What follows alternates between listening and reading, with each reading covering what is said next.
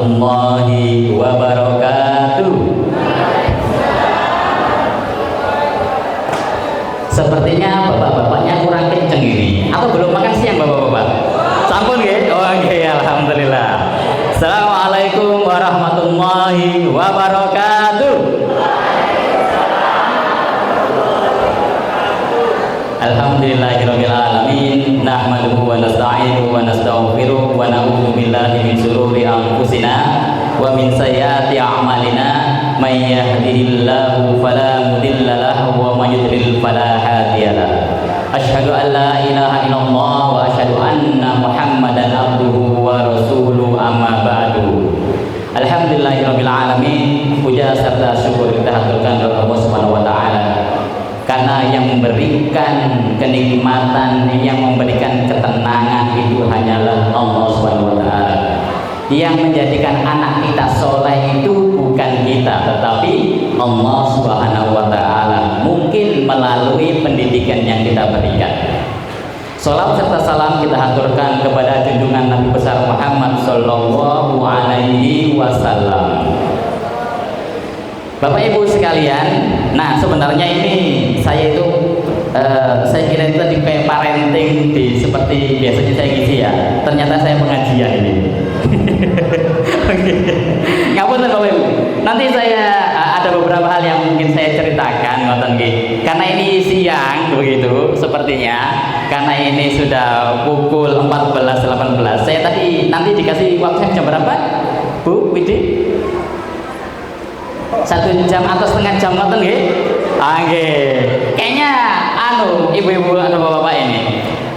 Mas, asline aku belenger parenting ngoten nggih.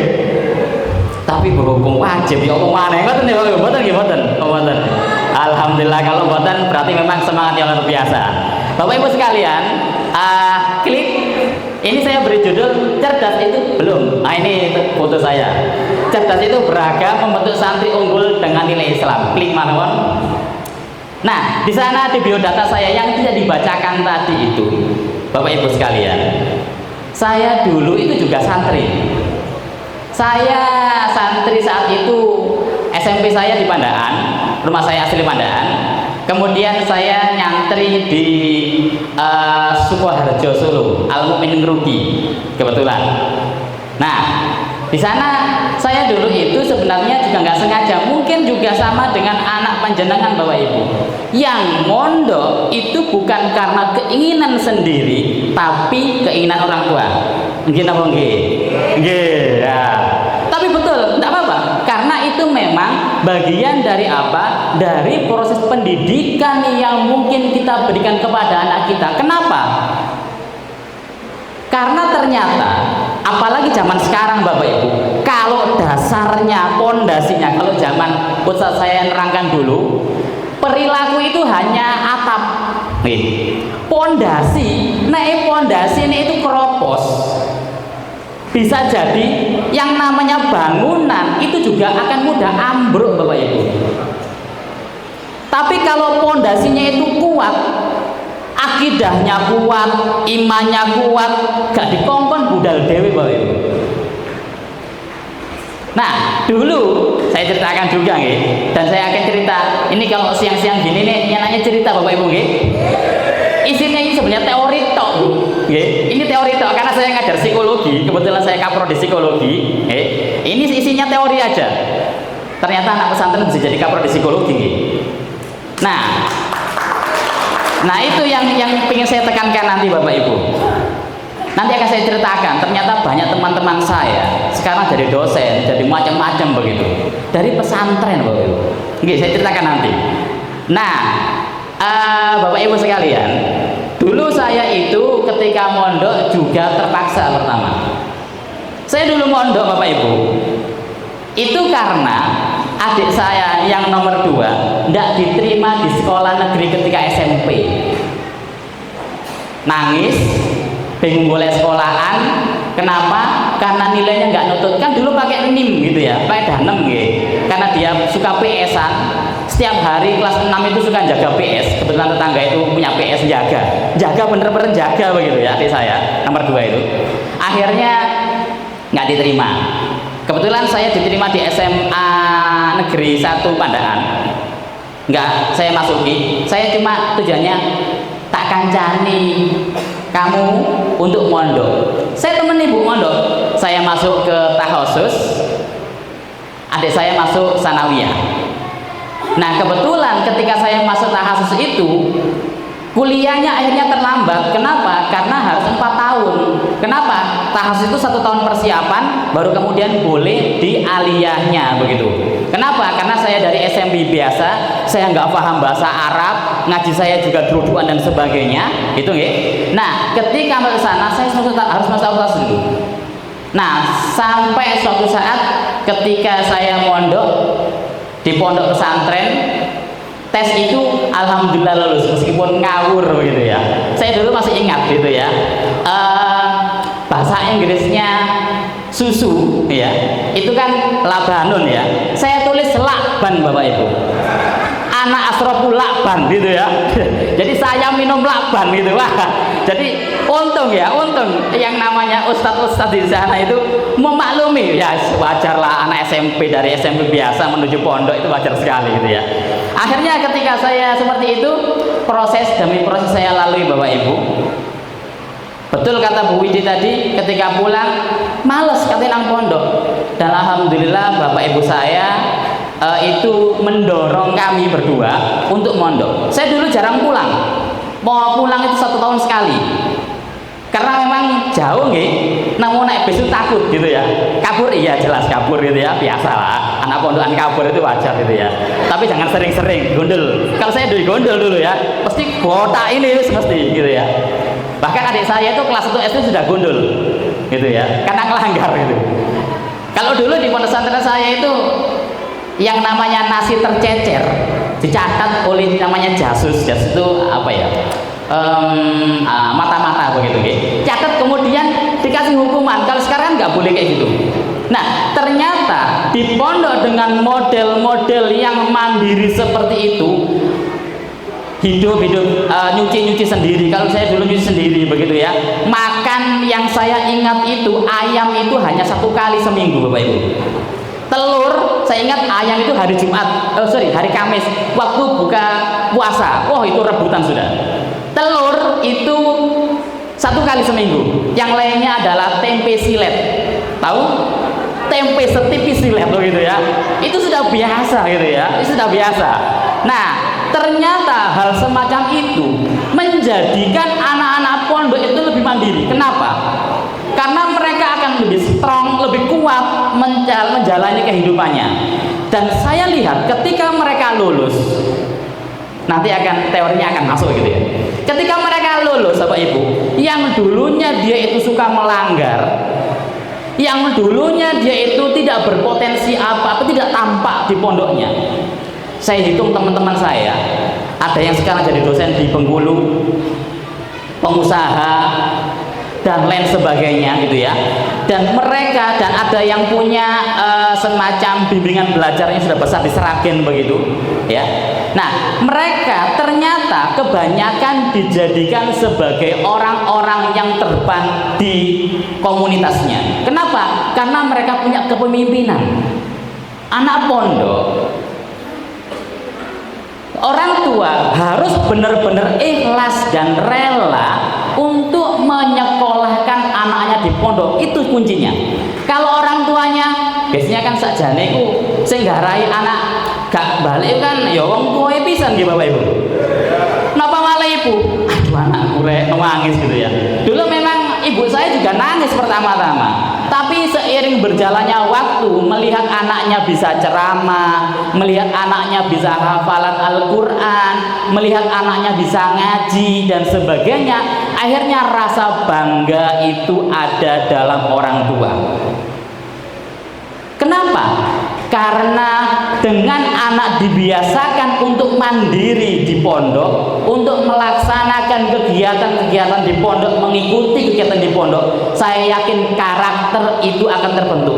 Ingat Bapak Ibu, betul kata Ketua PCM, bahwa karakter itu tidak kemudian dari HP, kemudian dia melihat YouTube atau melihat TikTok atau melihat Instagram, kemudian terbangun karakter. No. Karakter terbentuk dari pembiasaan. Sholat yang tadinya bolong-bolong, kemudian sholatnya tepat waktu, tiap hari ingat sholat.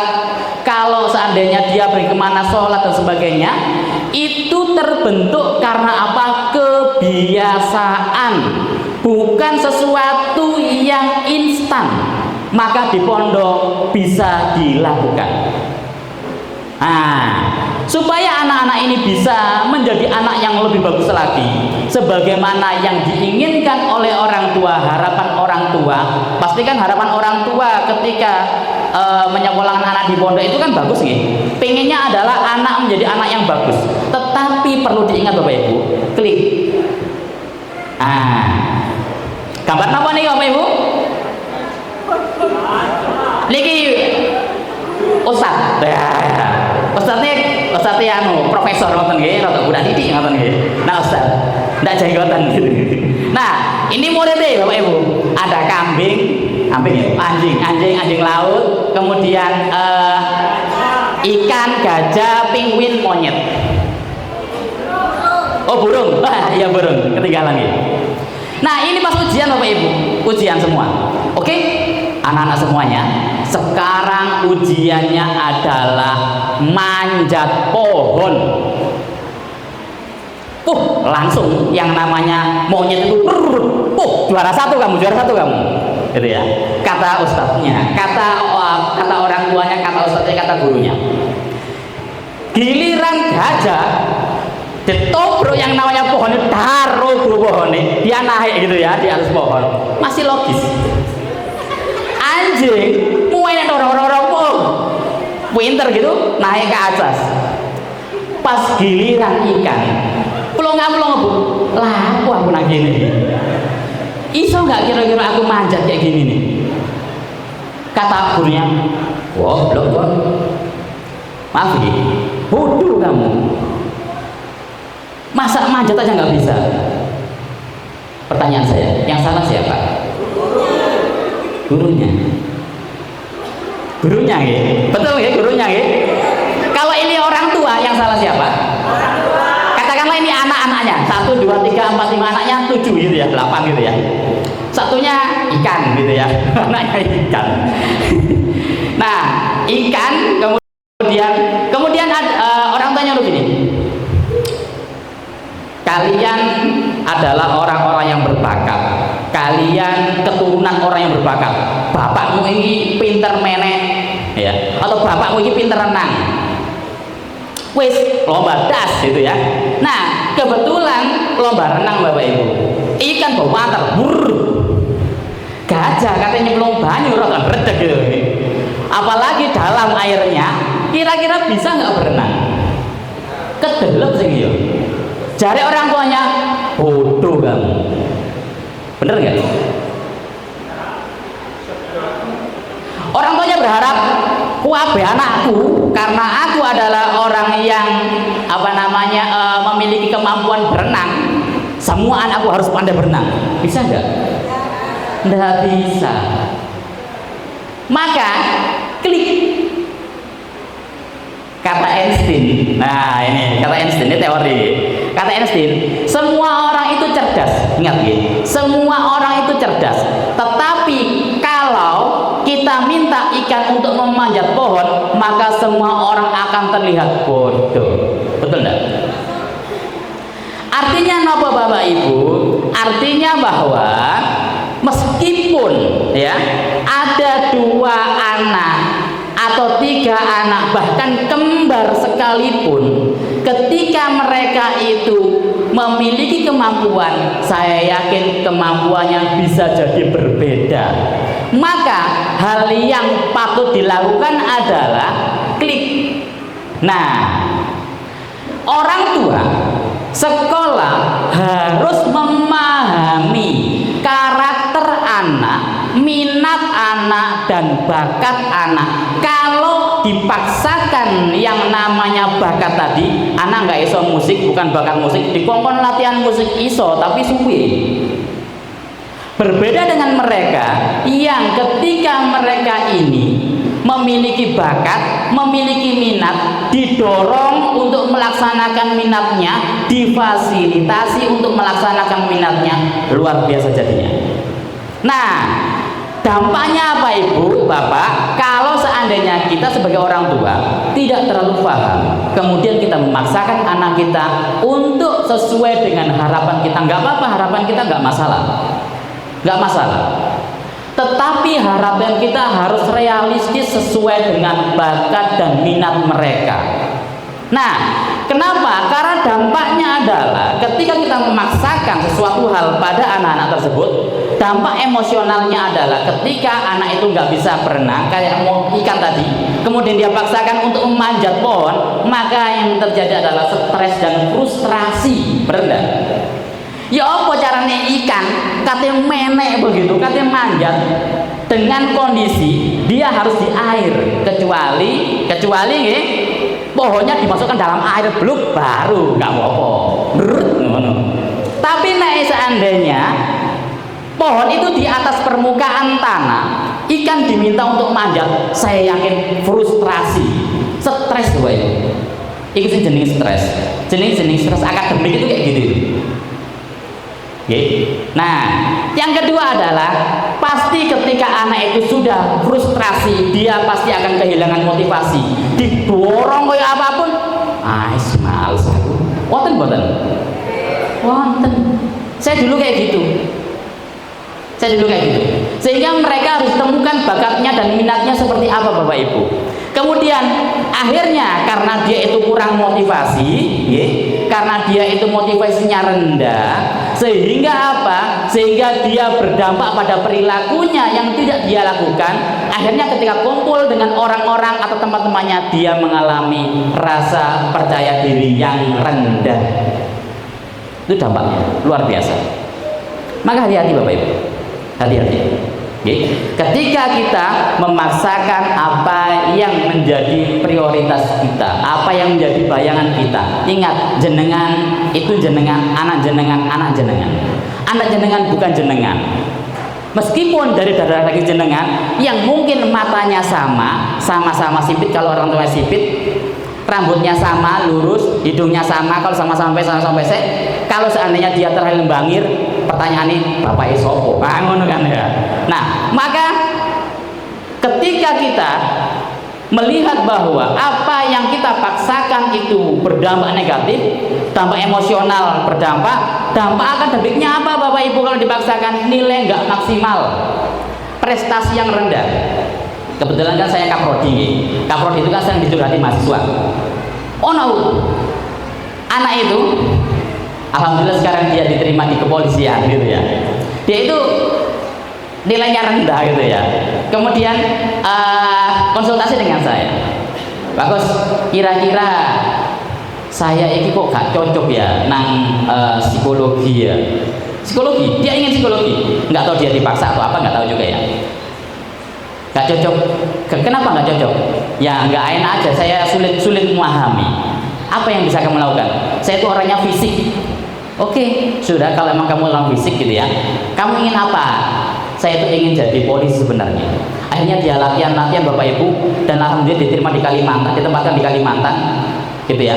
Saya tanya, orang tuamu apa kerjanya? Orang tua saya kalau nggak salah petani kalau nggak salah. Dan orang tuanya bukan orang tua yang kaya. Saya tanya, kamu bayar nggak polisi? Alhamdulillah tidak. Karena kemampuan dan keinginannya yang kuat, maka dia akan sampai ke sana. Saya seneng lah tadi itu diceritani sama ketua PCM begitu. Ketua PCM ini kan kemampuan eksakta begitu. Tetapi anaknya berhasil semua di sosial gitu, di sosial begitu. Nurun sopo? Ya bukan nurun orang lain, kita menurun orang tuanya, semangatnya dari orang tua, tetapi kemampuannya dia miliki kemampuan sendiri. Karena orang tuanya memfasilitasi itu, jadilah dia. Ada yang jadi di BIN, ada yang jadi di mana? Jadi psikolog nih, jadi psikolog di rumah sakit. Coba bayangkan kalau saya dipaksakan dia masuk ke jurusan IPA atau fisika gitu, mungkin nggak nyambung. Kenapa? Karena dia nggak ingin. Kenapa? Terjadi ini Bapak Ibu. nilai dan sebagainya. Dampak karirnya apa Bapak Ibu kalau sudah dewasa? Kesulitan mencari pekerjaan, ketidakpuasan dalam pekerjaan, serta kurang kompetensi. Jelas, males. Jelas ya. Dan dampak panjangnya apa? Karir yang tidak optimal, hilangnya potensi diri dan kehidupan yang kurang memuaskan. Gara-gara sopo, gara-gara dipaksa wong tuwa. Maka nanti akan saya ceritakan bagaimana caranya supaya anak itu bisa mengoptimalkan potensinya begitu. Klik lagi. Nah, dampak positifnya ketika orang tua dan guru atau sekolah paham tentang bakat dan minat anak dan tepat untuk memberikan pendidikannya. Ternyata penelitian dari Cornell University dan APA, Asosiasi Psikologi Amerika, begitu ya. Ternyata orang yang tepat di dalam memilih bakatnya 28% lebih sukses secara akademik, 30% lebih jelas atas arah karirnya, dan 24% lebih rendah tingkat stres dan anxiety-nya, kecemasannya untuk masa depan.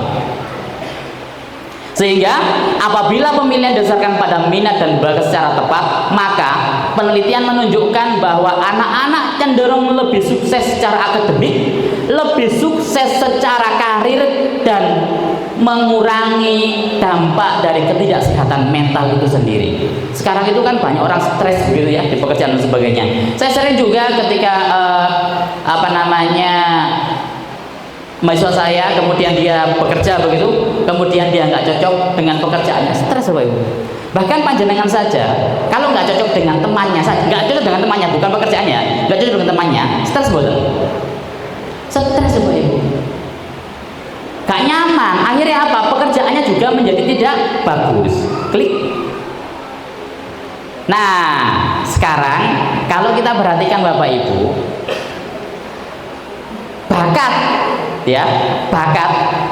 itu adalah potensi yang dimiliki oleh seorang sebagai bawaan sejak lahir. Bakat sama minat itu beda Bapak Ibu. Bakat itu adalah sesuatu yang sudah ada sejak lahir, dan itu adalah potensi. Bakat. Bakat itu apa saja? Ada banyak bakat. Klik lagi. Nah, nanti klik lagi. Ada ayatnya gitu ya. Klik lagi. Nah, bakat itu kalau kita lihat dari kecerdasan seseorang, itu ternyata macam-macam. Ada bakatnya adalah kinestetik, senengane lari-lari, nek kongkon konsentrasi angel, kongkon meneng angel, ya. Ada juga yang interpersonal, senengane berhubungan dengan orang lain, pandai untuk mempengaruhi orang lain. Itu bakat Bapak Ibu. Bakat itu, potensi. Kemudian ada yang disebut dengan verbal linguistik, ada yang pandai bahasa. Sakmene kae Bapak Ibu. Kira-kira yang pandai bahasa berapa orang? Ada yang bisa bahasa Inggris? Mungkin ada nih, tetapi malu untuk mengatakan. Tetapi nggak semuanya. Ketika diajak bahasa Inggris semua orang ngomong, wah cepet, nggak mungkin ya, nggak mungkin. Sehingga ini adalah sebuah bakat. Kemudian bakat lagi apa? Logic smart, logical matematika. Jadi logical matematika itu bakat Bapak Ibu. Kayak sudah dipaksa, makanya kan saya itu heran ketika orang-orang memaksakan begini, masuk akselerasi anaknya gitu. Anaknya itu tak lesno, yo apa carane bendino les, kudu mlebu akselerasi. Akselerasi itu bakat, bukan seperti itu. Nek gak punya bakat memang cerdas ngoten nggih, IQ-nya akselerasi itu sekitar 120 ke atas.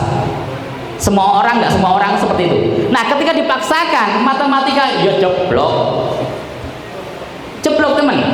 Kemudian ada lagi yang disebut dengan naturalistik, ya, ilmu alam. Ada juga intrapersonal. Jadi dia pandai untuk mengelola emosinya. Kemudian ada lagi visual spasial. Jadi dia itu pandai di dalam melihat semacam videografi dan sebagainya begitu. Kemudian ada bakat musik. Klik atas lagi. Klik atas lagi. Gini. Dalam Islam, kecerdasan atau potensi manusia tidak hanya terbatas pada intelektual semata, tetapi mencakup spiritual, emosional, dan sosial. Nah, di dalam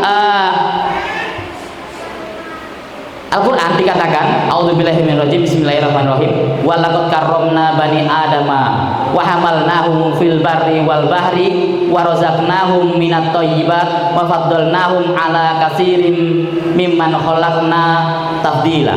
Dan sesungguhnya kami telah memuliakan anak cucu Adam, kami angkut mereka di darat dan di laut, kami beri mereka rezeki dari yang baik-baik, dan kami lebihkan mereka dengan kelebihan yang sempurna atas kebanyakan makhluk yang telah kami ciptakan. Artinya sebenarnya semua anak kita itu punya bakat dan punya kecerdasan masing-masing, memiliki. Nggak ada yang anak itu nggak punya kecerdasan, juga ada. Bahkan anak yang ABK, mohon maaf, anak ABK, kebetulan di tempat kami itu ada terapi ABK juga, gitu. Ada juga anak itu yang pandai melukis tetapi nggak Islam sekali. Kalau pandangan lihat, ada yang disebut dengan film India, Terelie. Terelie. Itu nggih. Itu ketika gurunya ngomong, anak itu mengalami disleksi, Bapak Ibu. Jenenge ketika diajar matematika itu, yang namanya angka-angka di papan tulis itu keluar, gitu. Dia membayangkan angka-angka matematika itu seperti laba-laba yang berjalan, kemudian mengerumuni dia dan meneror dia. Saking kuat dia ambil matematika angka itu. Nah, ketika ada guru yang paham, oh ternyata arek ini memang disleksia, diskalkulia itu mengalami kesulitan di dalam berhitung. Nah, ketika dia mengalami diskalkulia, kemudian gurunya melihat, oh potensinya ada pada melukis, dielokno lomba lukis, menang sa India. Siapa sih gak kaget? Siapa yang gak kaget? Artinya apa? Bahwa setiap anak itu klik lagi punya potensi bakat masing-masing, begitu. Ngoten. Jadi ketika Anda punya anak kecil atau apa begitu nggih, kemudian Anda melihat bahwa ternyata bakatnya ada di sini, dioptimalkan Bapak Ibu. Konsultasi dengan siapa? Dengan gurunya. Makanya tadi itu betul kata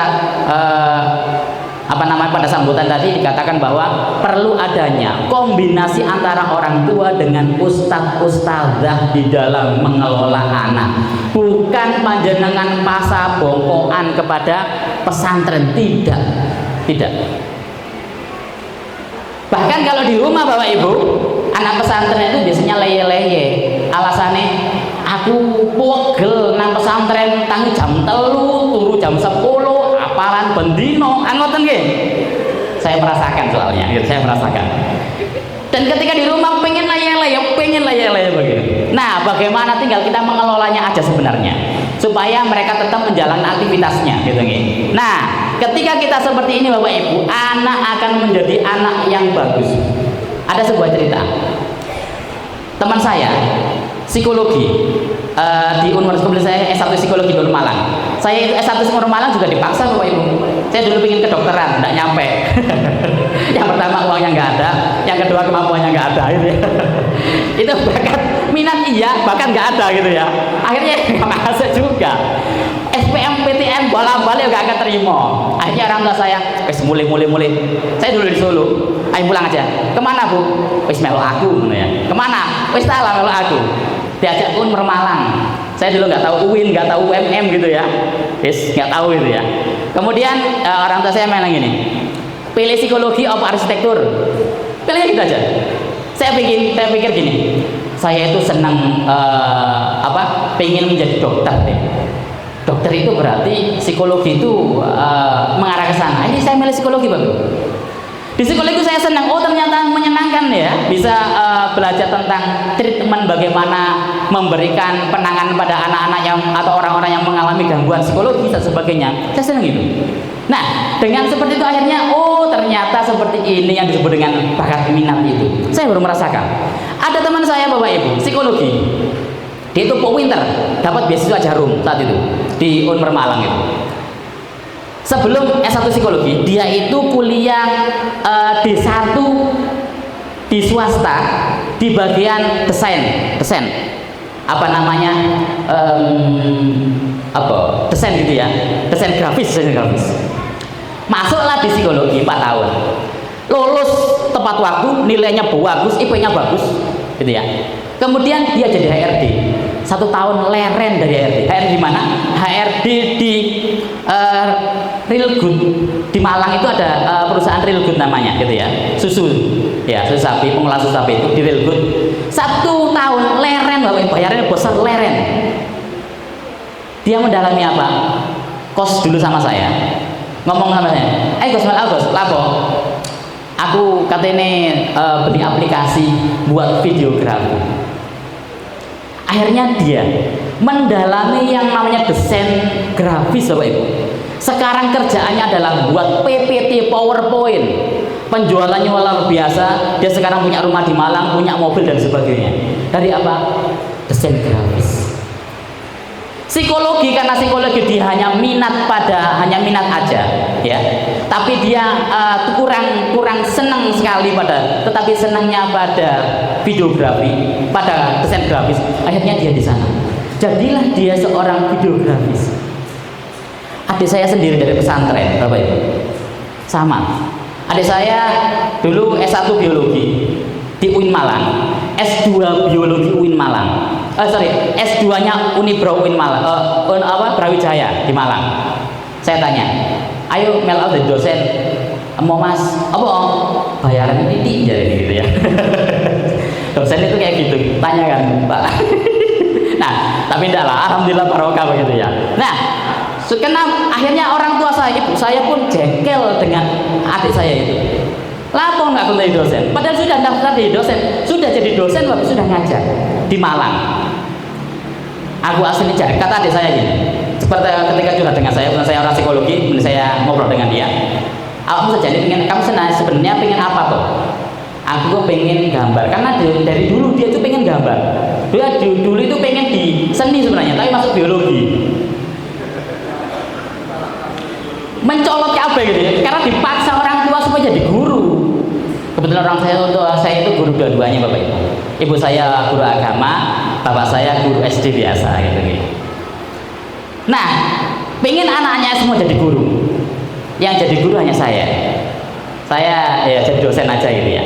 Nah, adik saya yang kedua itu, Mas sajanya aku pengen desain, pengen gambar. Ternyata emang desainnya bagus saya lihat. Dan sekarang dia bersama teman-temannya punya perusahaan sendiri desain grafis, Bapak Ibu. Saya juga heran, kok iso ya? Adik saya yang terakhir itu sekarang kebetulan di SMK, lulus, kalau dia itu lulus SMK jahit, S1 di UM Malang juga jahit, pekerjaannya sekarang juga jahit, lulus itu, yang lulus itu. Nah, saya lihat, oh ternyata memang betul ketika seorang anak sudah paham tentang minatnya, sudah paham tentang bakatnya, difasilitasi jadi bagus dan lancar itu. Adzan, klik lagi. Adzan gitu. Berhenti dulu ya, atau terus? Berhenti dulu gitu. Habis ini selesai, Pak. Tenang aja.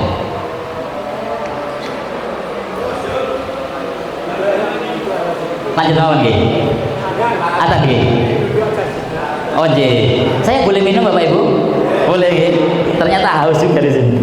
Ngapunten. Saya Ustaz.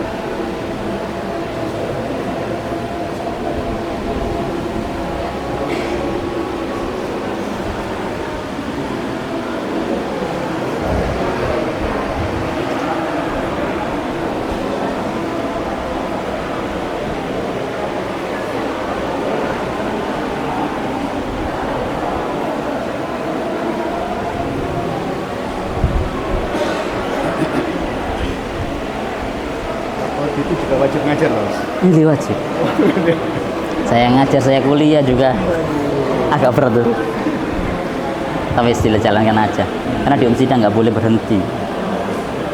Kalau di negara yang lain itu kalau sudah sekolah mereka boleh mengundurkan diri dari kaprodi atau dari ngajar sementara. Kalau Umsida harus wajib. Dapat tugas belajar atau gimana? Nggih, saya tugas belajar sebenarnya. Dapat beasiswa dari negara sebenarnya ini. Mestinya harus berhenti. Iya. Tapi Istirahat aja. Iya. Konsentrasi belajar. nggih, leres betul.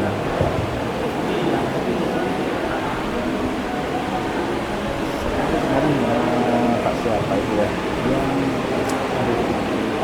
Pak Hasan ada ya? Pak Pak Disikal. Dokter Nggih. siapa ini? Beliaunya dari PGSD mungkin. Oh, PGSD. Pak siapa? Kalau kaprodinya perempuan, Ustaz. Perempuan. Nggih. Kayak laki-laki itu teknik-teknik itu biasanya. Nggih. Oke, kan mungkin. Kodekan. Oh, Pak Eko Hardiansa. Misi yang anak Oh, nggih. Ramadan. Oh, Dokter siapa ya? Ada Hasannya juga. Nggih, nggih. Pak Hasan ya? Hasan. Ada kan yang namanya ada Hasan. Nggak ada sinten nggih. Hasanuddin. Siapa ya? Salahuddin bukan? Mungkin ya. Nggih. Sampun nggih. Lanjut. Oke Bapak Ibu, saya lanjutkan sebentar aja nggih. Mari ngoten insya Allah selesai kok, tenang aja. Kalau sudah tidak minat itu biasanya sulit masuk ilmu itu Bapak Ibu. Ngoten nggih. Oke, lanjut. Nah, yang kedua adalah selain bakat harus ada minat. Minat itu apa? Minat itu adalah keinginan atau perhatian atau fokus diri pada sesuatu itu adalah minat. Nah, minat itu antara bakat dan minat itu ada tesnya Bapak Ibu di psikologi. Nggak bisa anak itu dites bakat aja nggak bisa. Minat aja juga nggak bisa, tetapi harus dua-duanya. Kenapa? Kalau sudah diketahui antara bakat dengan minat, maka kita akan lebih mudah untuk mengarahkan, oh arek iki cocok nang kene iki. Makanya kan jurusan IPA sekarang, IPA IPS sekarang kan mau diadakan oleh Didaksmen gitu nggih. Itu benar, kenapa? Karena memang sesuai dengan minat dan bakat mereka. Tetapi tidak kemudian perlu didorong semua harus masuk IPA. Enggak seperti itu juga konsepnya. Oke. Nah, ini penting untuk dipahami Bapak Ibu. Klik lagi. Nah, ini minat. Minat itu ada investigasi, artistik, sosial, interpreting, konvensional, realistik. Ada anak-anak yang dia itu suka ngomong, kemudian dia diminta untuk di bagian ngetik, dia nggak bisa. Saya kebetulan administrasi saya jelek. Saya SMP dulu itu sering kena hukum Bapak Ibu kalau pelajaran akuntansi. Saya duduk di belakang sendiri, mesti kena hukum, mesti. Saya paling ingat itu. Dan sampai sekarang saya nggak suka yang namanya keuangan. Sampai sekarang, itu kesalahan saya sebenarnya. Itu mindset yang salah. Kalau uang suka Bu, ya. Cuma setor langsung ke istri gitu ya. Nah, karena saya nggak suka keuangan Bapak Ibu, sampai sekarang ketika saya diberikan amanah untuk mengerjakan administrasi, jelek dan banyak ketelesutnya. Saya lebih senang ketika mengelola orang, kemudian komunikasi dengan orang, itu saya lebih suka. Sehingga apa? Sehingga mungkin kemampuan saya itu bukan di bidang investigasi, ya, atau enterprising itu keuangan dan sebagainya, tetapi saya lebih di bidang sosial. Makanya wajar saya nggak keterima kedokteran, wajar, saya sadar itu. Untuk kemampuanku di sosial terus laku aku makso. Kenapa? Ingat Bapak Ibu, rezeki bukan karena di pekerjaan, tetapi rezeki itu diberikan oleh Allah. Kayak tidak hanya Anda, itu adalah pemberian dari Allah. Maka semakin Anda senang, semakin mudah rezeki itu didapatkan.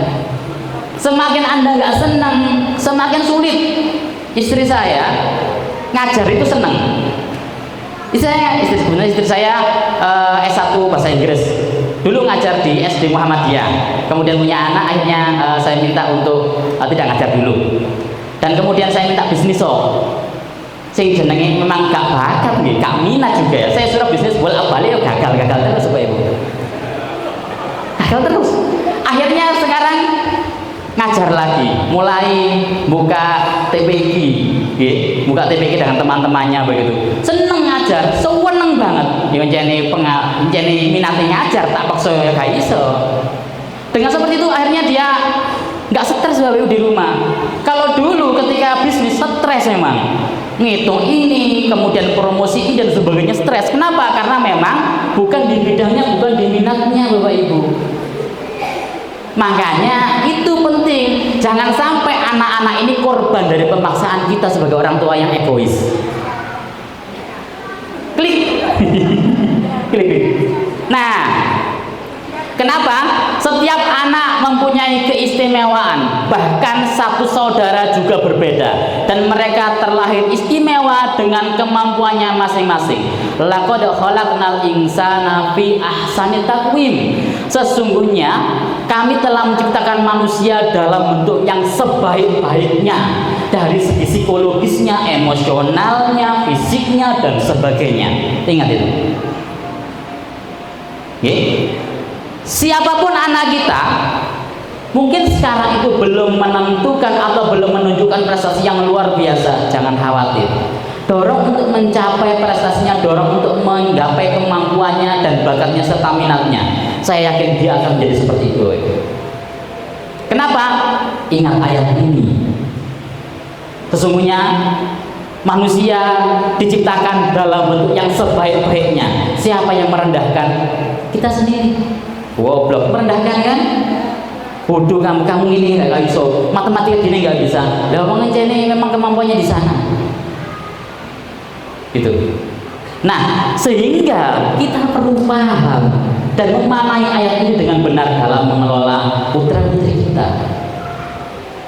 Sehingga kita bisa, oh ternyata memang istimewa di bidang ini, istimewa di bidang ini, istimewa di bidang ini. Insya Allah rezeki itu ada, jangan khawatir.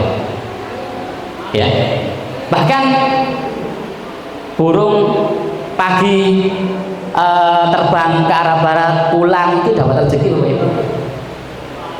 Semut sih guys ngomong mangan bendino. Ya, masa orang diciptakan sebaik-baiknya nggak bisa? Kenapa? Karena kesalahan kita di dalam memaksakan keegoisan kita Bapak Ibu. Klik. Nah, bagaimana mengenali kecerdasan ini berdasarkan multiple intelligence? Klik lagi. Yang pertama adalah observasi. Kita tahu kita sehari-hari dengan anak-anak kita tahu. Maka kita arahkan ke sana. Anak saya juga punya anak SD Bapak Ibu. Memang arahkan itu nggak mudah. Bahkan saya sendiri sebagai seorang psikologi, ketika melihat anakku ini kemampuan di mana ya? Kemampuan di mana ya? Ketika diikutkan anaknya nggak mau, dipaksakan, agak dipaksakan, nggak apa-apa, dibiasakan aja. Tapi dengan cara supaya dia minat, bagaimana caranya? Itu harus dengan menyenangkan, begitu. Kalau observasi sudah, diskusi dengan siapa? Diskusi dengan anak dan juga dengan guru. Anda takon nilai awam seneng apa asli ini? Lihat, pinter gambar arek diarahkan ke. Oh, anak ini pinter ngobrol dengan orang lain, diarahkan ke sana. Anak ini pinter hafalan, diarahkan ke sana dan seterusnya begitu. Maka ini penting. Kemudian tanya Ustaz di pesantren, dan yang terakhir adalah bantuan psikolog. Maka penting untuk tes psikologi tentang minat dan bakat untuk memastikan aja. Nah, klik lagi. Nah, apa yang dilakukan orang tua agar kemampuan anak dapat berkembang secara maksimal berdasarkan konsep multiple intelligence? Klik lagi. Ini. Nah, tadi itu ya, kullu mauludin yuladal fitrah. Setiap anak dilahirkan dalam keadaan fitrah. Siapa yang mempengaruhinya? Orang tuanya. Maka pendidikan ini penting bagi anak-anak kita. Maka betul kalau seandainya anak di pesantren itu, kenapa saya juga akan masukkan anak saya ke pesantren? Kenapa? Saya rasakan sendiri karakter itu sangat berbeda Bapak Ibu. Karakter kepemimpinannya. Jadi apapun dia, ketika dia punya karakter yang sudah bagus dari awal, dia akan bagus juga.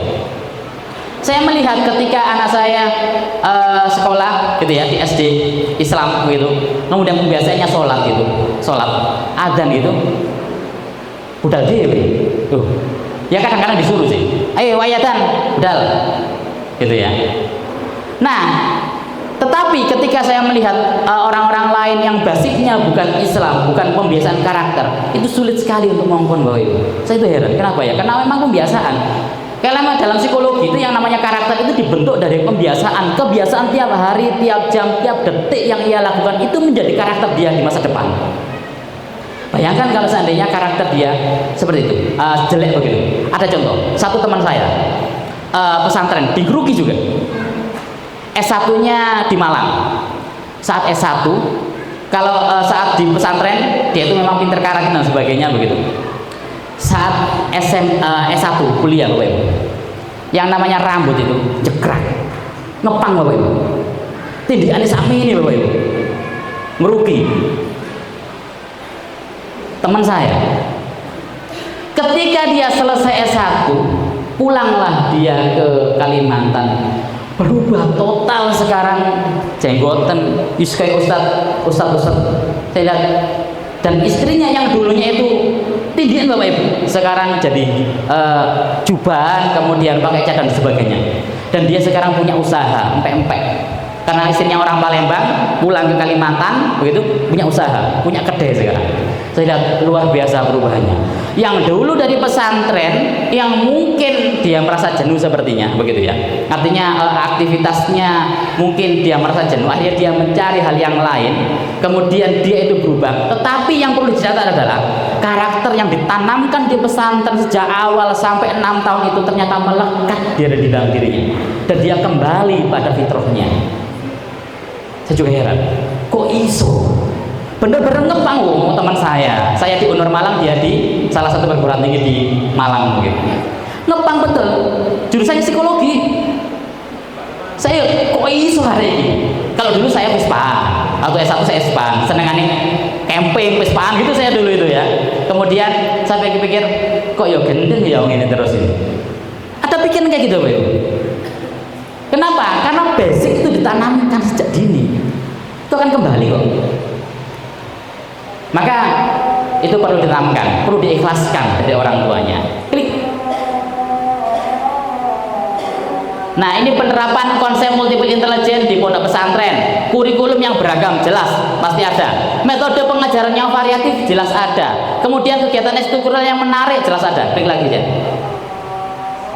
Evaluasi, kemudian pentingnya identifikasi kecerdasan ini penting banget. Jadi nanti saran saya memang ada identifikasi tentang bakat minat, biar biar pengelompokan itu lebih nyaman gitu, lebih bagus.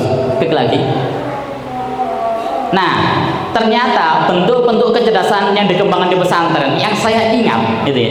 Ternyata pesantren itu menggambarkan berbagai bentuk kecerdasan. Pertama, linguistik dikembangkan melalui pembelajaran bahasa Arab, bahasa Inggris, dibiasakan. Ini ada juga ya, bahasa Arab ya. Kalau dulu waktu di Geruki itu 1 minggu bahasa Inggris, 1 minggu bahasa Arab. Nek ketemuan bahasa Jawa, bahasa Indonesia gondol. Saya dulu memang benar-benar gondol ya, digondol gitu. Untung saya dulu sembunyi-sembunyi gitu ya. Jadi alhamdulillah. Nah, dengan adanya pembelajaran bahasa Arab ini, anak-anak yang pandai di linguistik akan dapat Bapak Ibu dengan berkembang sendirinya. Ada teman saya yang sekarang pandai sekali bahasa Inggris, bahasa Arab. Kenapa? Karena memang dulu diasah benar di sana. Kedua, kecerdasan logis matematis diasah melalui pelajaran matematika dan ilmu alam. Di pesantren ada. Azan, tidak apa-apa. Pripun? Dengarkan dulu ya. Oh, di luar ya. Kemudian, kecerdasan musikal melalui seni nasyid dan tilawah Al-Quran. Nasyid sekarang itu kalau saya ingat ada ke kelas saya itu ada dia anaknya Ustadz di sana. Sekarang punya grup nasyid sendiri. Karena di pondok dibiasakan untuk nasyid begitu. Kemudian saya melihat anak-anak yang seperti ini, dia itu punya kemampuan musikal. Biasanya anak-anak punya kemampuan musikal, tilawahnya bagus, murotalnya bagus. Saya pernah lihat itu di pesantren sini itu ada ustadz-ustadznya begitu. Ada juga anak yang di pesantren sini ketika dia di Semamda, kan SMA-nya di Semamda gitu. Nah, dia diminta untuk pidato, itu adalah kemampuan yang luar biasa. Itu. Nah, sehingga apa? Pembiasaan ini penting nantinya. Saya pernah melihat ini ketika saya dulu di pesantren, kemudian saya jalan-jalan ke ISKA Karimah, Pondok Karimah di Surakarta juga.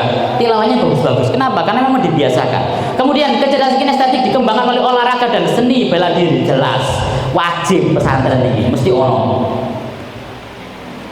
Disebut dengan tajadul, yang saya namanya dulu tajadul gelut gitu ya, gelut sabung begitu ya. Nah ini diajar dan lain sebagainya itu dikembangkan semua di pesantren dengan cara yang mandiri Bapak Ibu. Makanya ditanya, pertanyaannya ketika panjenengan ketemu anak-anak, kira-kira bukan tanya isok gak ini, ya apa matematikamu? Tidak. Seneng ya di sini ya, seneng gak di pesantren?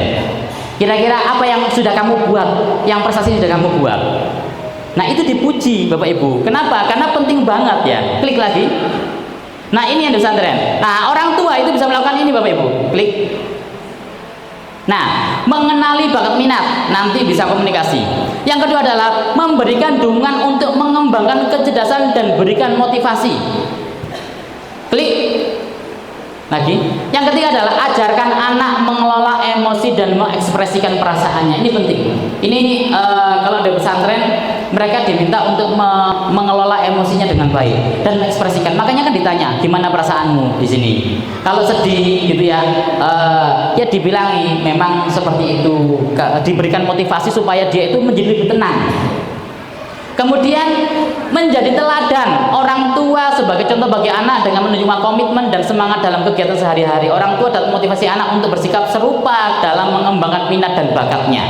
Kalau di sini tadi itu berarti memang mengajarkan cara-cara untuk mengelola emosi. Kalau kamu sedang marah, kalau kamu sedang nggak kerasan, gimana caramu? Orang tua harus mengajarkan, pesantren harus mengajarkan itu. Supaya anak apa? Mengenali emosinya dan mampu mengelola emosinya. Anak yang nggak mau mengelola emosinya dan nggak bisa mengarahkan emosinya itu cenderung dia itu frustrasi. Kalau frustrasi kecenderungannya adalah pingin pulang gitu. Nah siapa yang mengelola emosi, siapa yang mengajarkan emosi itu? Ya orang-orang sekitarnya, bisa jadi ustadz-ustadznya, bisa jadi orang tuanya. Sebenarnya emosi itu adalah bahasa, hanya bahasa ekspresi aja. Nah, apa yang ia lihat dalam keseharian, ya itu yang ia lakukan untuk mengeluarkan emosinya. Anak saya yang kecil saya contohkan ketika saya kalau marah-marah, kalau sedang nggak enak itu marah-marah. Anak saya yang itu juga marah-marah waktu itu, sama. Kok persis yo? Kemudian istri saya kalau marah itu diam biasanya gitu ya. Anak saya pun ketika pernah marah-marah diam, meneng toh ya. Nyengit, lah apa sih hari ini? Kok ngerti? Kok iso yo ngene yo? Tak delok-delok poncene ibu ngene. Persis loh Ibu. Coba rasakan aja panjenengan, anak panjenengan seperti apa. Itulah emosi yang Anda tularkan pada anak-anak sebenarnya. Makanya kan teladan itu penting. Kemudian menjalin komunikasi dengan pihak pesantren dan perkembangan anak. Klik. The most important thing, bahasa Inggrisnya adalah sesuatu yang sangat penting sekali yang perlu diingat ketika anak-anak di pesantren. Pertama adalah motivasi. Berikan pujian dan dorongan positif saat santri mencoba hal baru atau menunjukkan kemajuannya. Sekecil apapun kemajuan anak Anda, beri motivasi dan beri semangat. Kan biasanya orang tua itu nuntutnya wakil gitu. Nginget tok ae. Ya perasaan gak soro ngono ceritane. Anak itu Bapak Ibu yo gitu sama gitu. Anak berhasil gini. Katakanlah anak itu sering pulang gitu ya. Kemudian dia betah 3 hari. Sudah bagus kamu 3 hari, sudah luar biasa. Oh jangan kayak gini. Saya telung dino, jaluk muli. Dia berhasil loh. 3 hari berhasil loh Ibu. Dilokne. Tak don aneh, ya don mesti hari. Aku berusaha seneni mana.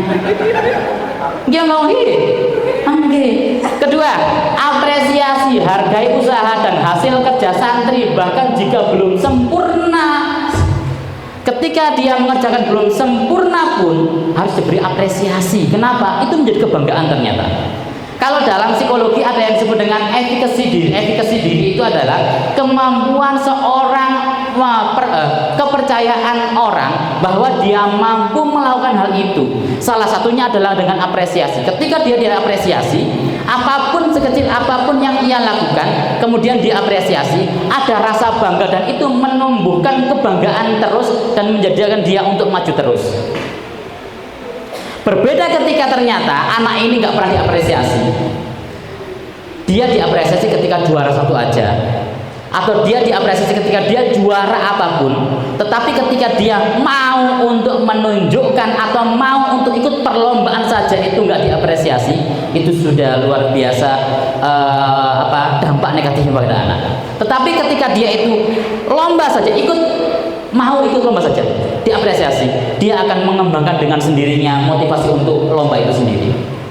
Dan yang ketiga adalah rasa percaya diri. Bantu santri merasa percaya diri dengan mengagumi potensi dan kelebihan yang dimilikinya. Ini yang penting yang saya katakan tadi, bahwa dia harus memahami bakat dan minatnya. Supaya apa? Supaya kepercayaan dirinya meningkat ketika apa? Ketika dia mampu mengagumi potensi dan kelebihannya. Orang-orang yang minder cenderung dia itu tidak tidak mencoba untuk menghargai dirinya, Bapak Ibu sebenarnya. Makanya kalau saya atau siapapun kemudian konsultasi dengan saya, kemudian ada kemajuan sedikit aja, sudah bagus itu, dilanjutkan aja, tidak apa-apa, itu bagus, itu ada kemajuan yang bagus. Digitukan aja anak sudah senang. Psikolog itu apa ya? Ketika saya bukan psikolog, saya psikologi, S1 psikologi, S2 psikologi, S3 saya ini psikologi juga. Meskipun ada orang yang konsultasi dengan saya bilang kayak gini. Kerjaan psikolog itu hanya gini, oh iya, sip, oh iya ya, oh gitu ya, oh orang itu cerita banyak Bapak Ibu, ceritanya banyak. Pernah nggak psikolog membardik? Nggak pernah. Pernah nggak psikolog itu menjustifikasi bahwa perilakunya buruk? Tidak pernah, seburuk apapun orang itu. Bahkan ketika ada pernah, mohon maaf ya, dia ini seorang lesbian, dia ini homoseksual. Dia ini ngomong gini ke saya, Mas, saya itu homo. Saya pun derdek gitu ya, derdek ya, aku merasa nggak derdek ya, ditetekin mana derdek ya. Konsultasi dari teman saya mau punya teman konsultasi gitu. Kenapa Mas? Dulu sebabnya kenapa? Saya ditinggal pacar saya nikah. Akhirnya saya kerjanya di bagian dekorasi, kenal bagian rias dan waria-waria. Saya jadi kayak gitu Mas. Saya senang mereka dan saya yang bagian laki-laki. Malah saya ditanya gini, jangan sama juga kayak gitu Mas. Wah langsung gitu ya gue ya. Serius itu. Nah kemudian kesalahan saya adalah ketika dia cerita kayak gini, Mas, saya kan seperti ini, saya ingin sembuh, tetapi saya ini nggak bisa langsung sembuh Mas. Saya ini ya berhubungan dengan wanita, tetapi orang lain, belum menikah dan sebagainya. Seorang psikolog nggak boleh gitu, itu menyalahi agama Islam gitu ya. Saya kayak gitu loh, karena saya takut dredeg gitu ya, kok dicekel gitu ya. Serius, saya takut dulu. Saya belum menjadi seorang psikologi yang pengalaman saya baru-baru aja gitu ya. Saya kasih buku agama Bapak Ibu, ini buku agama bacaan gitu ya. Gak kembali lagi loh. Saya nggak tahu dia sebuah pondoknya. Saya nggak tahu. Ada lagi yang lainnya, akhirnya ada yang lainnya teman gitu, konsultasi juga. Ternyata memang harus diterima. Oh ya sudah bagus ya progres kamu ya, sudah mulai menyukai lawan jenis begitu, sudah bagus itu.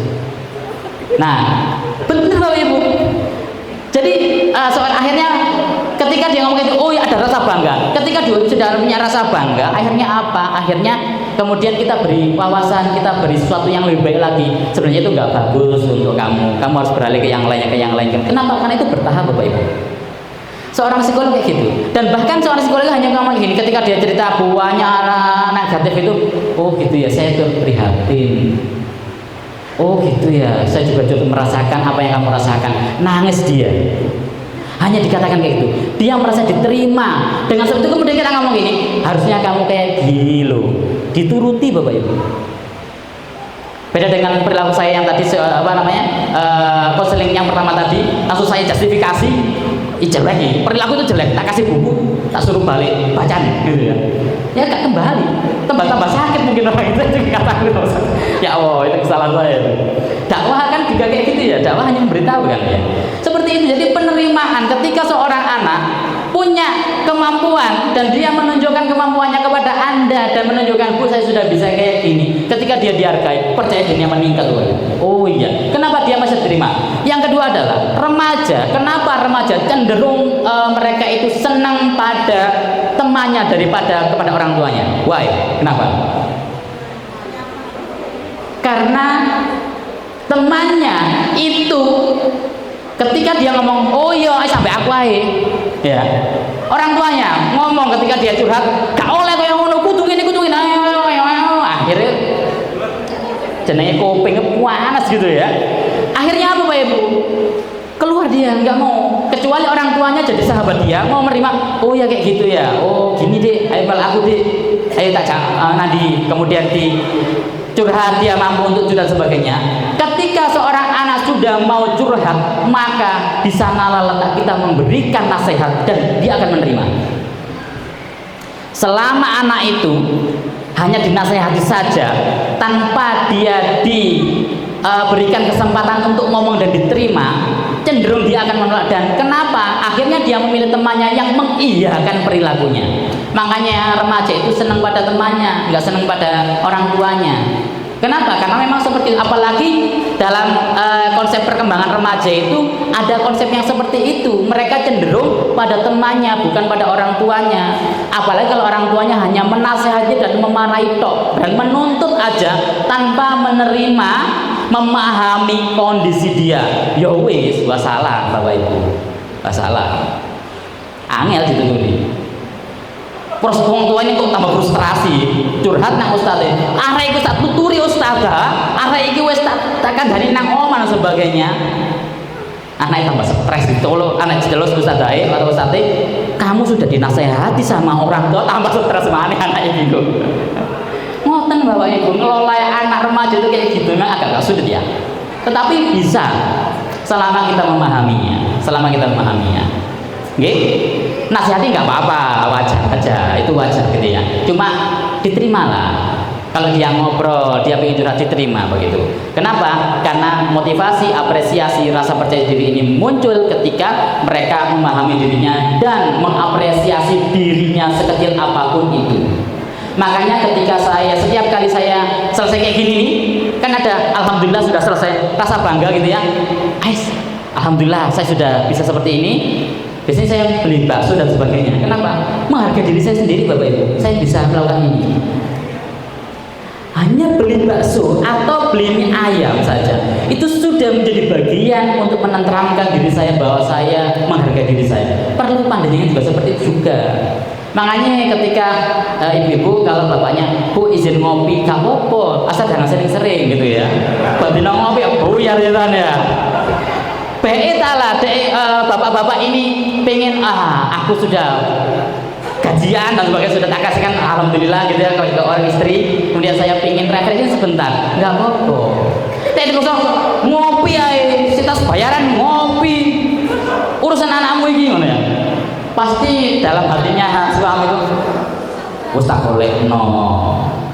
Apa wis tak golekno duit, tak selangno ngene, selangno ngono, seneni ae, mboten. Itu yang saya. Nah, maka sama juga, yang itu juga seperti itu, ibu juga seperti itu. Mungkin makanya kalau istri saya gini, Mas, saya pengen ini facial gitu ya. Gak apa-apa, facial loh. Ono duit kan ya. Saya bertanya, ada uang kan? Ada. Uang celengannya saya berikan tiap bulan itu, pengen facial gitu. Tapi saya nggak penting ya remuk sing golek duit ini kok ibu gitu. Ya facial mungkin 1 bulan sekali atau 2 bulan sekali, nggak apa-apa. Ternyata itu membuat istri menjadi rileks dan kita ngasih tahu sudah facial, seneng ya. Wis saiki wayahe ini. Ngono ibu caranya itu. Karena memang seperti itu gitu. Makanya istri saya kemudian ngajar nggak apa-apa. Daripada di rumah sumpah gitu ya. Daripada saya yang dimarahi gitu. Kan gitu. Maka Bapak Ibu memang seperti itu cara. Kenapa? Ini kembali lagi motivasi, apresiasi dan rasa percaya diri ini. Kembali ke sini lagi. Anak juga seperti itu. Anak itu sama dengan apa yang kita rasakan. Anak itu juga punya emosi. Anak itu juga punya rasa marah. Anak itu juga bisa frustrasi. Anak itu juga bisa stres. Anak itu juga berhak untuk bahagia, berhak untuk berhak untuk mengemukakan pendapatnya Bapak Ibu. Berhak sekali. Sama kayak kita, sama persis. Itu klik lagi. Terakhir, hargai anak atas apa yang bisa mereka lakukan, bukannya mencela mereka atas apa yang tidak bisa mereka lakukan Bapak Ibu. Klik. Ingatlah ketika Luqman berkata kepada anaknya di waktu ia memberi pelajaran kepadanya, hai anakku, janganlah kamu mempersekutukan Allah, sesungguhnya mempersekutukan Allah adalah benar-benar kezaliman. Ya, sehingga di ayat ini dikatakan bahwa dan Luqman menasihati anaknya dengan cara yang bagus, bukan dengan cara mencerca. Tetapi yang ditanamkan pertama kali adalah ketakwaan. Maka betul sekali ketika kita menyekolahkan anak kita di pesantren yang itu isinya adalah ketakwaan yang diselingi pengembangan minat dan bakat mereka. Mudah-mudahan sharing kita hari ini bisa menambah ilmu kita dan memberikan wawasan kepada kita, supaya kita bisa memberikan pendampingan kepada anak kita menjadi anak-anak yang bagus, muncul minat dan bakatnya, dan mereka sukses ketika kedepannya. Amin ya rabbal alamin. Klik. Terima kasih dan assalamualaikum warahmatullahi wabarakatuh. Ada tanya jawab bukan? Ada 5. Oh banyak. Oke, tidak apa-apa. Monggo. Ini anak panggil, antum langsung jawab di sini. Oh siap. Nggih. Boleh. Sinas. Kepada Bapak Ibu, silakan untuk 5 orang penanya pertama akan ada surprise. Silakan. Ada mic lagi yang satunya?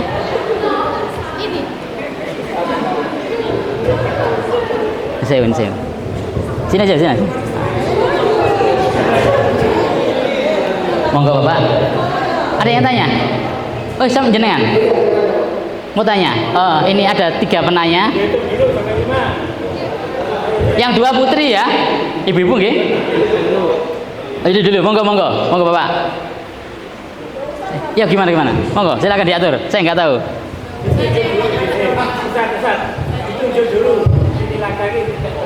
Assalamualaikum warahmatullahi wabarakatuh. Waalaikumsalam warahmatullahi wabarakatuh. Saya Suwarji, suaminya Bu Widi. Oh, nggih. Alhamdulillah datang nggih Dan semuanya. saya di sini 2, 1 di SMA kelas 2 dan 1 di SMP kelas 3. Dan dua-duanya Ipo nggak mau melanjutkan mono. Saya nggak tahu kenapa, mungkin saya kalau salah saya.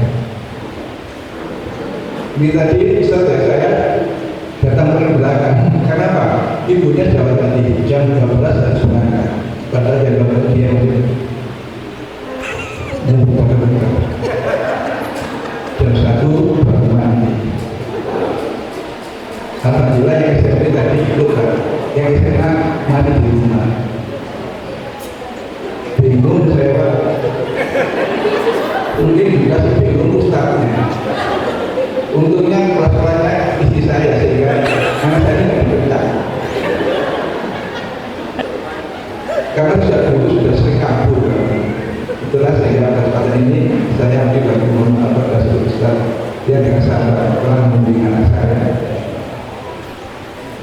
Saya mau kasih tadi banyak yang saya cuma saya kok punya harapan bukan itu tidak hanya untuk kami orang tua. Karena apa?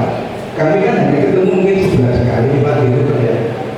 Terutama ustaz-ustaznya juga harusnya juga dengan itu Pak. Oke. Karena saya yakin bertemu lagi lah saya pada Ustaz Bumi, Ustaz Hafiz, Ustaz Irfandi Pak ya, beliau-beliau yang sangat dibanggakan anak saya dengan saran-saran beliau. Di sini Pak Ustaz Muda Pak mungkin menerapkan ajaran di pondok Pak. Yang saya dengar program lain Pak di sini Pak. Itu sangat sekali Pak. Sama ini tua, kalau ini tua, sehingga saya melihat waktu mamamu dikatakan Suwarji sampai mendengar pondok gitu katanya. Bingung saya Pak bagaimana.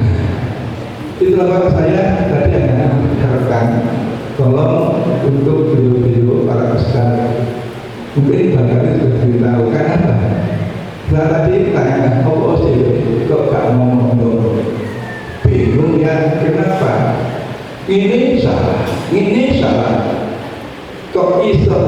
saya. Kayak menonton tapi ada Ustaz mengatakan bunga ren. Baru melakoni apa Pak ya? Bunga ren, kamu kok melakoni ini? Padahal itu Pak ya, sama dengan Bapak hanya betul urusan kasih sayang. Ya Allah, alhamdulillah, lanjutkan. Saya ini senang saya. Tapi kalau dikatakan bunga ren kok ini, kan kecil banget. Jadi di sana ya, kalau Mas Hakim, Mas Said selalu dapat nomor 1. Nek awal ini walaupun pontang panting yang dia kedua disuruh terbaik.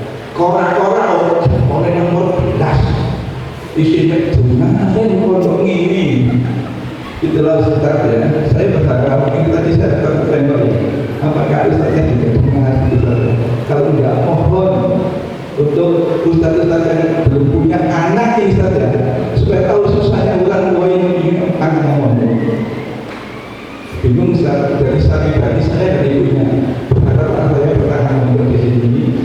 Cuma saya dengan harapan supaya ada kesimbangan saja antara emosional saya bagaimana orang tuanya dan Ustaz. Mohon kiranya tidak ada saya itu hanya di kesempatan motor tapi kemudian berikutnya dicuekin misalnya kita ini biarkan begitu.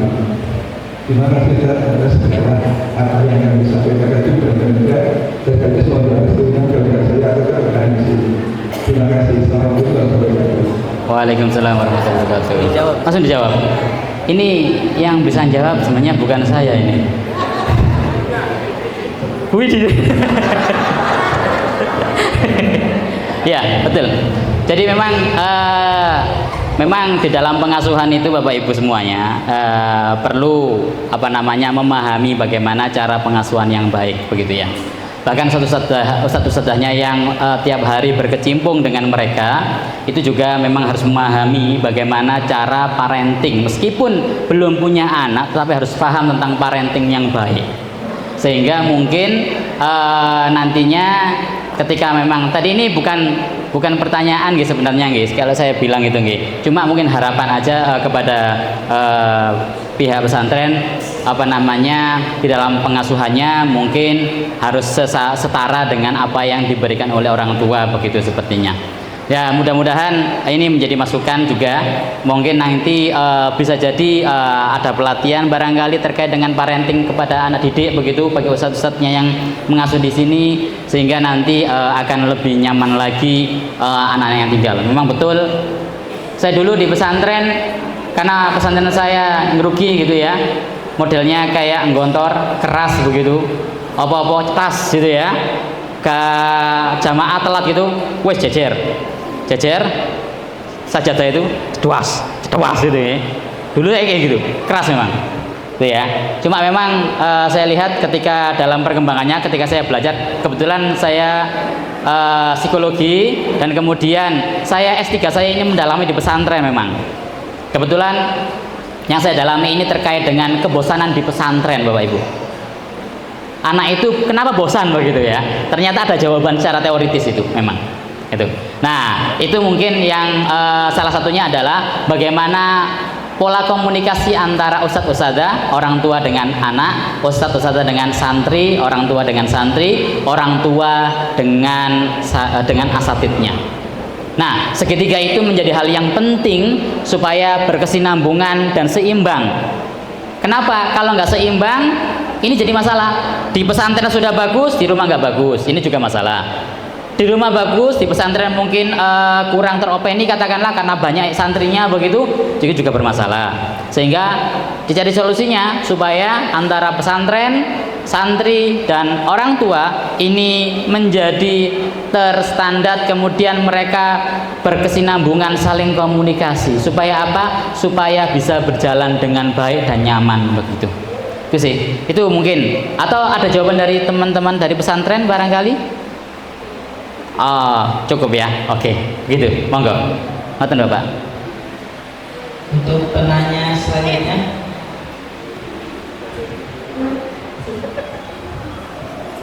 Bismillahirrahmanirrahim. Assalamualaikum warahmatullahi wabarakatuh. Waalaikumsalam warahmatullahi wabarakatuh. nggak pernah ya sejarahnya. Oh, saya wali santri dari anak dagang Sarpang Estu, namanya Nenek Jawa. Gini Ustaz, anak saya ini tipikal anak kinestetik.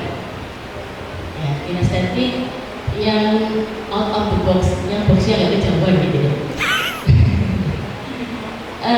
Pertama masuk sekolah SD itu yang main temannya itu lewat pintu normal, anak saya lewat jendela. Saya waktu awal sekolah saya tanya abang, teman-temannya siapa namanya, gurunya siapa namanya, dia nggak jawab, nggak tahu. Justru yang dia kenal security sama tukang ngebusnya. Waktu mondok ada pelepas balon karena gantung kan cilikos tinggi langit gitu ya. Teman-temannya udah bingung, ini kertas mau ditempel di mana di balon, dia bingung. Teman-temannya udah bingung. Terus tadi datang ke rumah cerita kalau abang Gansar ini pakai cemiti. Jadi teman-teman ada nunut gitu. Nah, ada hal yang pernah saya kecolongan, dalam tanda kutip ya usah kecolongan, karena tadi abang ini cenderung tidak ekspresif. Jadi dia menyimpan luka hatinya itu karena dia tidak ingin budanya kepikiran. Nah, si abang ini pernah dibully karena mohon maaf ayah sudah nggak ada ya, ayahnya sudah nggak ada. Jadi dia dibully sampai nangis, tapi nggak cerita ke saya. Itu yang hari ini saya takutkan. Jangan-jangan nanti ini anak ketika di pondok pesantren dia, ya mungkin pembuli tidak dalam segi fisik ya, tapi mungkin diolok-olok, nggak usah kamu, karena di SD pernah seperti itu, syukurin kamu udah punya ayah gitu ya. Nah itu dia nangis gitu kan. Nah, apa yang harus saya lakukan untuk mengganti supaya anak ini terbuka? Karena mindsetnya dia kalau aku terbuka nanti udah jadi kepikiran, kasihan. Nah itu yang hari ini saya masih mencari cara bagaimana si abang ini bisa terbuka. Saya sudah sering bahwa orang yang pertama kali harus tahu permasalahannya abang itu adalah bunda. Kalau di rumah berarti bunda, kalau di pesantren berarti satu sadar. Saya selalu soundingkan itu. Cuman lagi-lagi prinsipnya adalah kalau aku terbuka sama bunda nanti bunda kepikiran. Terima kasih. Assalamualaikum warahmatullahi wabarakatuh. Waalaikumsalam warahmatullahi wabarakatuh. Kelas berapa sekarang? 8 itu kelas berapa ya? Kedua nggih. Saya ada kelas 1 2 3 nggih. Kelas 8 kelas 2 SMP ya. Memang ada karakter anak-anak itu yang ekstrovert dan introvert Bapak Ibu ya. Anak-anak ekstrovert itu cenderung memang lebih mudah untuk mengungkapkan apa yang mereka rasakan, cenderung ya. Kadikongkon pun ngomong karepe dhewe kan gitu ya. Ada juga anak yang ekstrovert cenderung dia itu akan menyimpan apa yang menjadi keluhannya, apa yang menjadi emosinya. Tapi dia itu sebenarnya punya cara sendiri untuk mengungkapkan emosinya sebenarnya. Oke. Cuma yang perlu dilihat itu adalah ketika dia itu mengalami pembulian, kemudian dia nangis begitu, kemudian dia tidak mau cerita, akhirnya cerita, lama nggih, akhirnya cerita. Nah, kemudian dia itu akhirnya merasa lega. Sebenarnya Ibu, ketika dia nangis itu adalah bagian cara dia untuk mengelola emosinya. Tuh. Ada banyak cara untuk mengelola emosi itu. Ketika dia merasa sedih, bahkan kita ketika merasa sedih, ketika kita merasa marah, ada yang diam, nggak mau ngomong, ada yang konfrontatif langsung ngomong, ada yang kemudian menyimpan dan pendendam dan sebagainya, ada yang seperti itu. Cuma ketika ternyata dia ini nggak mau ngomong, kemudian lambat laun baru dia ngomong, memang anak-anak seperti ini butuh waktu untuk ngomong ke orang tuanya. Ketika orang tuanya ketika dia merasa sudah safe bahwa aku ngomong ini sudah safe, aku ngomong ini sudah tidak membebani orang tuaku, apalagi dia punya pikiran yang lebih dewasa, dalam kutip lebih dewasa gitu ya, bahwa ketika aku ngomong kayak gini orang tuaku akan merasakan kesedihan yang sama dengan apa yang aku rasakan.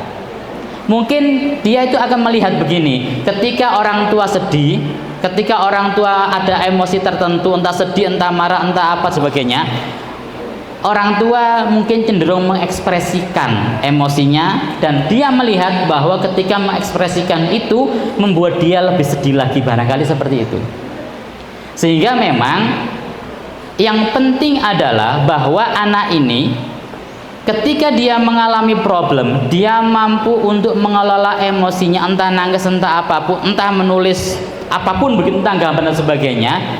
Dan kemudian setelah itu perilakunya tidak bermasalah.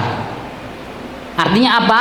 Dia kemudian tidak menarik diri, tidak bersama teman-temannya, atau dia kemudian menjadi anak yang bangkang, kemudian dia menjadi anak yang tidak pede dan sebagainya. Ketika masalah itu tidak ada, maka aman. Artinya apa? Bahwa perilaku yang ia lakukan itu tidak mengganggu dirinya dan orang lain.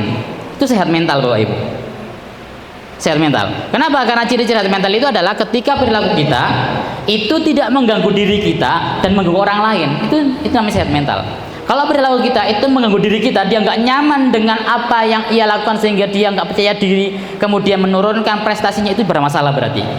Itu yang perlu digali. Tetapi ketika seperti dan kemudian dia mau curhat ke depannya, nggak apa-apa, asalkan tetap jenengan yang jenengan lakukan adalah tetap pendekatan, ngobrol aja dengan mama dan sebagainya. Jenengan cerita dulu aja ke anak, mungkin hal-hal yang sederhana mungkin bagi Anda gitu, tetapi Anda ceritakan begitu sehingga dia mau cerita juga, itu juga bisa Anda lakukan. Ngoten Ibu. Ngoten nggih. Asalkan tidak mengganggu perilakunya, insya Allah aman. Tetapi kalau sudah mengganggu perilakunya, kesennya rendah dan sebagainya, itu yang perlu diwaspadai. Ngoten. Nggih. Mungkin tipenya memang ekstrovert introvert ya. Ngoten nggih. Oke. Monggo. Untuk penanya selanjutnya, silakan. Tadi ada Bapak satu. Oh, langsung pertanyaan 3 ya. Ini nih. Assalamualaikum warahmatullahi wabarakatuh. Waalaikumsalam warahmatullahi wabarakatuh. Santri dari Badrul Raja kelas 3. Ini kan menjelang masa ujian. 1 sudah balik, yang 2 menuju perdan remaja ya. Nah itu bagaimana prosesnya dengan Ustadz Ghazali supaya itu anak satu percaya kepada orang tua. Selama ini alhamdulillah terbentuk bagus dan baik. Cuma kadang iki wong iki yo istilahnya bisa bahagia kepada orang lain, tetapi kepada dirinya sendiri sebagai orang tua itu gak iso bahagia. Mek Rasulullah supaya itu nggak menular ke orang ke anak gitu. Nah ini dalam proses ini alhamdulillah saya bersama istri belajar untuk berbahagia. Matur suwun sama Gusti Allah semuanya. Tapi kadang orang titik-titik Rasulullah ini akhirnya dan ini tidak menular ke anak yang menuju remaja, dan proses dengan yang di slide tadi mengganggu masa kreativitas sampai kinerja. Matur mawon, matur suwun ngapunten kalau ada satu itu. Ditambung dulu. Oke, monggo. 2 lagi. Silakan Ibu yang mau bertanya. Saya catat dulu ya. Tentang emosi. Saya catat, izin catat Bung ya. Saya lihat HP. Assalamualaikum warahmatullahi wabarakatuh. Jadi saya sebagai wali santri dari Pembinaan Balita. Dan di sini saya mau bertanya tentang bagaimana kita selaku orang tua yang sama-sama belajar untuk bisa menerima anak kita dengan segala potensi, kelebihan dan kekurangannya. Baik itu kita sebagai orang tua ataupun sebagai ustadz atau ustadzah atau sebagai pendidik. Karena menurut saya itu menghasilkan suatu energi yang positif pada diri anak. Ada kesinambungan antara guru, orang tua, dan anak. Jika salah satunya ini mengalami istilahnya nggak connect, entah itu dari gurunya atau orang tuanya yang tidak connect, atau merasa ada gerutu entah itu sedikit atau yang apa ya dari orang tua atau ustadz-ustadzanya ke anak tersebut, entah itu dari perilaku atau karakternya dan sebagainya. Ini biasanya yang membuat sesuatu itu istilahnya kalau saya gagal produk, Ustaz. Kamu tuh ya? Itu kalau saya pribadi sendiri. Jadi gimana Ustaz supaya kita bisa dan sama-sama menerima dan mensupport anak tersebut, baik kita selaku orang tua yang sudah punya anak ataupun ustadz-ustadzah yang belum atau menuju. Kita sama-sama belajar untuk menjadi orang tua bagi anak-anak kita. Ya, demikian. Terima kasih. Assalamualaikum warahmatullahi wabarakatuh. Waalaikumsalam warahmatullahi wabarakatuh. Untuk pertanyaan terakhir mungkin Kurang satu nggih. Siapa? Monggo.